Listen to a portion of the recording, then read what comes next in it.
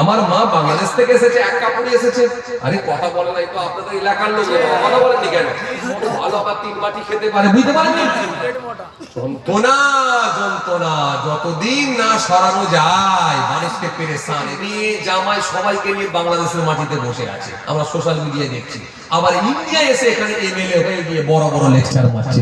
আছে না? সকল জব কার্ডের কাজ নেবে বলে আছি ভাই, সকল স্বাস্থ্যসাথী কার্ড নেবে বলে আছি ভাই, সকল কন্যাশ্রী নেবে বলে আছি ভাই, সকল রূপশ্রী নেবে বলে আছি। আসামের লোকে বলে ভাই সকল এনআরসি নেবে বলে আছি। যেই এনআরসির জায়গায় হাত তুলে দিয়েছে বলে এবারে ডিটেনশন ক্যাম্পে যাও, বলে লুবুনি লুবুনি লুবুনি বলে হাত তো লুবুনি বললে হবে না। ওরা ভেবেছে এনআরসি মানো একটা প্রকল্প, মনে হয় কিছু এখানে অনুদান পাবো, লাস্টে একটা ডিটেনশন ক্যাম্প পাচ্ছি। আর আমার বাংলায় কি বলো, ভাই সকল জব কার্ডের কাজ নেবে বলে আছি ভাই, সকল কন্যাশ্রী নেবে বলে আছি ভাই, সকল রূপশ্রী নেবে বলে আছি ভাই, সকল স্বাস্থ্যসাথী কার্ড নেবে বলে আছি ভাই, সকল ইন্দিরা আবাসনের ঘর নেবে বলে আছি। সব বলছে আছি, শেষে বলছে ভাই সকল, কেন্দ্র বলছে ভাই সকল আমি একটা প্রকল্প দিচ্ছি এসআর নেবে, আমরা বলছি আছি। কথা বলে বোঝে না, বলুন ভাই এটা তো এনআরসি নয়, এটা এসআইআর, তার মানে আরেকটা নতুন প্রকল্প মনে আসছে। ও বাবা, খালি বললো ফর্মটা ফিল আপ করো না, কিছু করতে হবে না।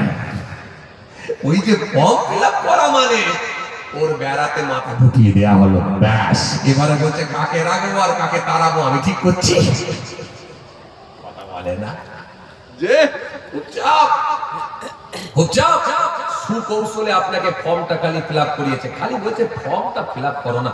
আরে বাবা যার হোক কারো না কারো লিঙ্ক ধরে, কারো না কারো সূত্র ধরে খালি ফর্মটা ফিল আপ করো না।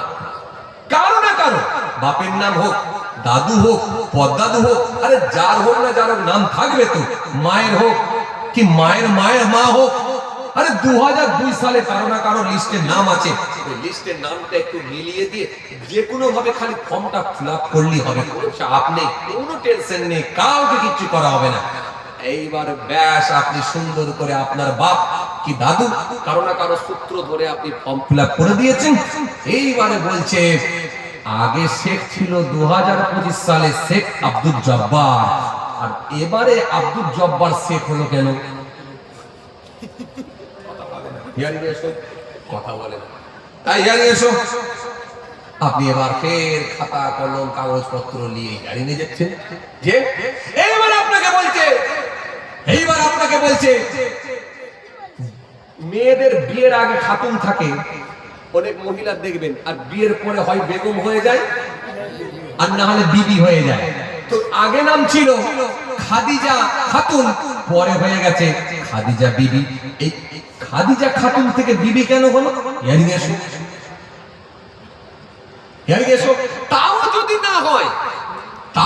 না হয় বাপের সঙ্গে ছেলের বয়সের এত তফাৎ হলো কেন?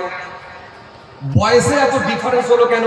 আগেকার লোকেদের, এখনকার তো বেশিরভাগই সব সিজা, আগেকার লোকেদের নরমাল বাচ্চা হতো। কথা ঠিক কিনা ভুল বলে? সে হিন্দু হোক মুসলিম হোক যাই হোক, আগেকার দিনে মিনিমাম 4টে 5টা 6টা 7টা করে ছেলে মেয়ে বাচ্চা কাচ্চা হতো। তো একটা লোকে যদি 7টা বাচ্চা হয়, তাহলে বাপের বয়স যদি 75 বছর হয়, ছোট ছেলের বয়সটা কত হবে? অন্তত 20 থেকে 25 বছরের মধ্যে, 30 বছরের মধ্যে। 30 বছরের ছেলের সঙ্গে বাপের বয়সের অনেক ডিফারেন্স।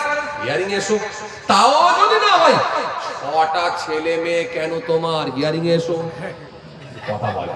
তাও যদি না হয় 4টে ছেলে মেয়ে, সেখানে 2টো জুড়ে দিয়ে 6টা বানিয়ে দিয়ে বলে হিয়ারিং এসো, কথা বলে। একটা লোক তো 4টে ছেলে আর তাকে বলেছেন 6টা ছেলে মেয়ে 6টা, সে 4টে ছেলের কাগজপত্র নিয়ে গেছে, নিয়ে গিয়ে 2টো রাম ছাগল নিয়ে গেছে। দেখেছেন? বড় বড় 2টো ছাগল নিয়ে গেছে, দেখেছেন? বড় বড় 2টো ছাগল নিয়ে গেছে।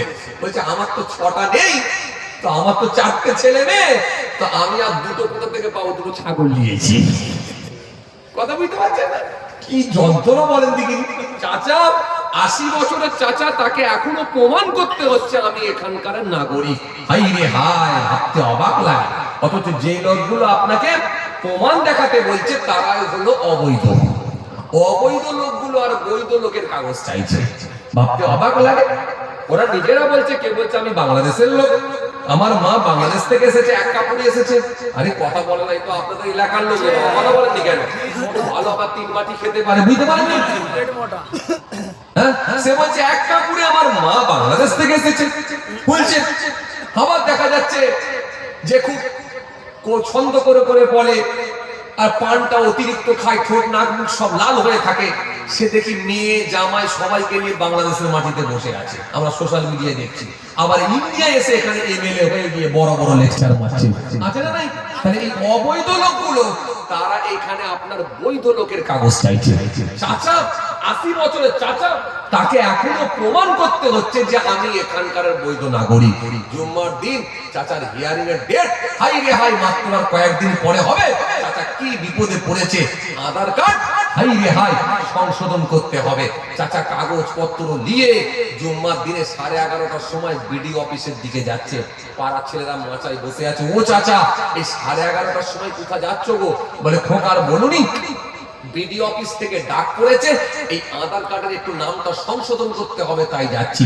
বলে চাচা তোমার আবার নাম কি ভুল হলো গো? তখন চাচা বলছে কি বিপদে পড়েছি বাবা, আমার নাম হলো আব্দুল জব্বার, আর আধার কার্ডে উঠে গেছে শুধু বুধবার। কথা বুঝলেন? এখন এই বুধবার কেটে জুব্বার। আচ্ছা আপনি বলেন কোন চাচা কি গিয়ে বলবে যে বাবু আমার জুব্বারটা কেটে দিয়ে বুধবার করে দাও? এই বুধবার কেউ নাম রাখতে চাইবে? বুধবার করেছে ওরা, আর খেসারত দিতে হচ্ছে চাচাকে।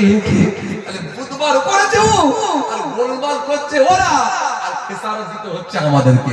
তার মানে ভাবা যায় বুধবার আর জুব্বার এই দুটো হয়ে গেছে বলে বলছে হিয়ারিং এর কাগজপত্র।